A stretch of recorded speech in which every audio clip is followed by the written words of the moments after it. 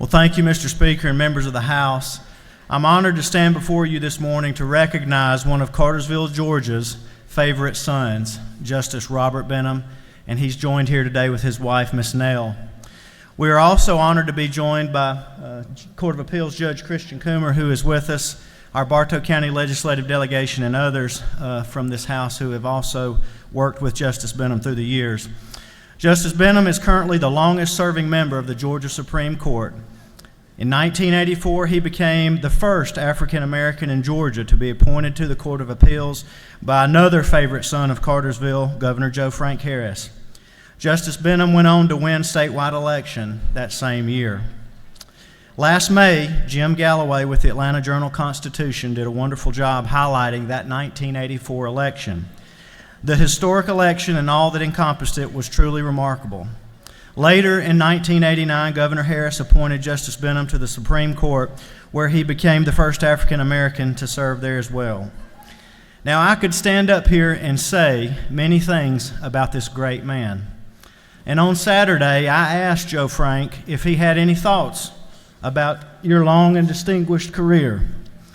And he was very gracious in his comments, and he wanted you to know how much he appreciated all that you've done, and most importantly, that you never let him down during his tenure, or even for that matter to this day. And Dean Smyre said the same thing about you.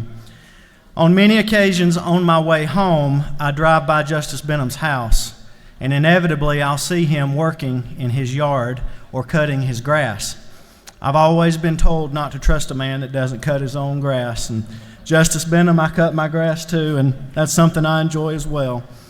You've served our state well, and your hometown and the citizens of Georgia thank you for many years of dedicated service that you have given. You're truly a bridge builder and someone that we can all look to as an example in public service.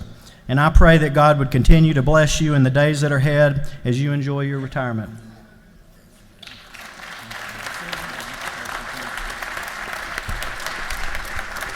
Thank you very much. Thank you very much. I appreciate this resolution and this honor. This is not my first time coming here. I actually came here over 50 years ago. I was one of the governor's early interns, and I had an opportunity to come and be introduced here. This time, out of abundance of caution, to make sure I was well received, I brought my wife with me.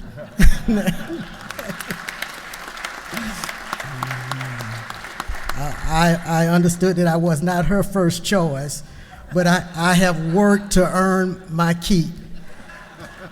I want to thank you for the service that you perform, because public service is a high calling. It's not for the weak, it's not for the timid, it's not for the irresolute. It's for those who are determined to do the right thing. And I want to leave you with the words my dad gave me when I was 6 years old, when he took my two brothers and me and called us in and said, "I want to talk with you boys." Now, you know what I thought he was going to talk about, but he didn't talk about that at all. He said, "This is what it takes to live in this family. You serve your God. You sacrifice for your family. You perform public service.